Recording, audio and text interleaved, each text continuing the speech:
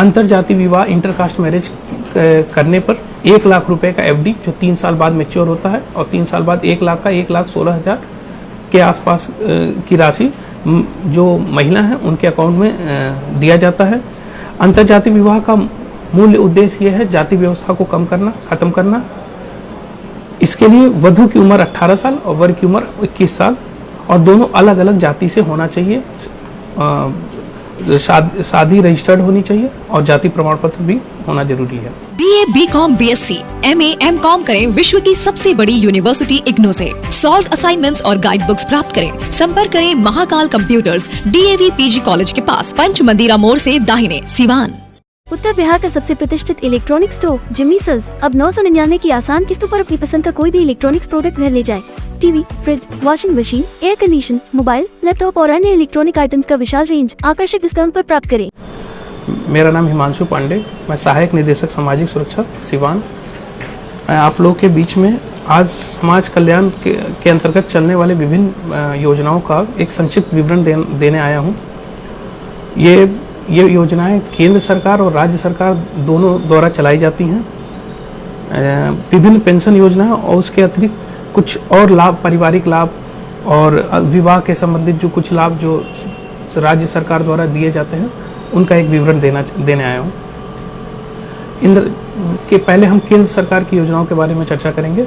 इंदिरा गांधी राष्ट्रीय वृद्धा पेंशन योजना, ये योजना बीपीएल धारियों के लिए है जिनकी उम्र 60 साल से ऊपर अधिक है और बीपीएल धारी हैं।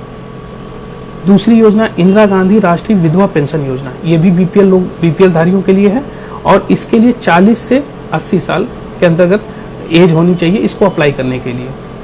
तीसरी योजना है इंदिरा गांधी राष्ट्रीय निःशक्तता पेंशन योजना, ये दिव्यांगों के लिए है जिसमें 18 साल से अधिक उम्र होनी चाहिए। यहाँ पे भी हमें बीपीएल की आवश्यकता होगी और दिव्यांगता प्रतिशत 80% उससे अधिक होना चाहिए। अब हम राज्य सरकार की योजनाओं के बारे में चर्चा करेंगे। जैसे इंदिरा गांधी राष्ट्रीय वृद्धा पेंशन योजना था, ठीक उसी तरह राज्य सरकार की मुख्यमंत्री वृद्धा पेंशन योजना है। इसमें भी उम्र 30 से अधिक होनी चाहिए, बीपीएल की कोई जरूरत नहीं है। दूसरी योजना है लक्ष्मीबाई सामाजिक सुरक्षा पेंशन योजना, ये विडो पेंशन है, विधवाओं के लिए है। 18 से अधिक उम्र होनी चाहिए। आय प्रमाण पत्र की आवश्यकता होगी। 60,000 से कम कहीं सालाना आय होनी चाहिए।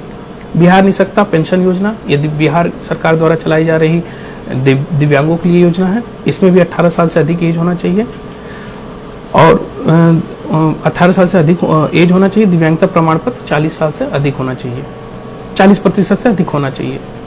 1 अप्रैल 2021 से हमें दिव्यांग लोगों को कोई भी लाभ लेने के लिए उनका यूडीआईडी कार्ड बनना जरूरी है।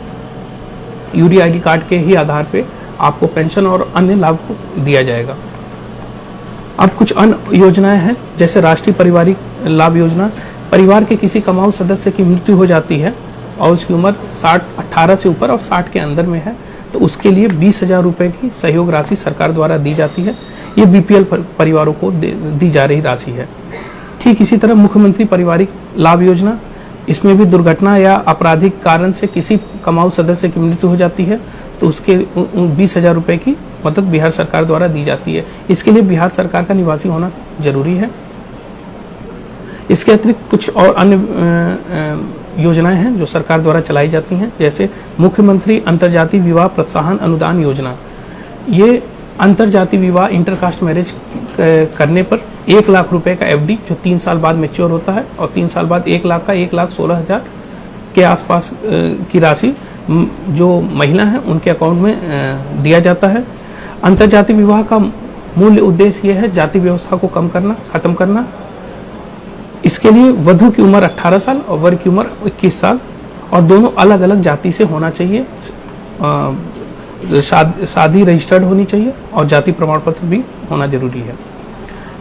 दूसरा है मुख्यमंत्री निःशक्तता विवाह प्रोत्साहन योजना। इसमें दिव्यांगों को विवाह करने पर सरकार द्वारा 1 लाख रुपए की एफडी दी जाती है, फिक्स डिपॉजिट, जो 3 साल बाद मैच्योर होती है।